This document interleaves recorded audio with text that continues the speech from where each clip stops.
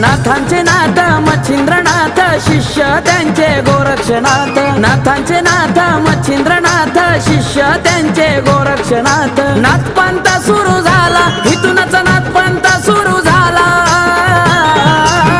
ये नाही आजवर कुणाला भ्याला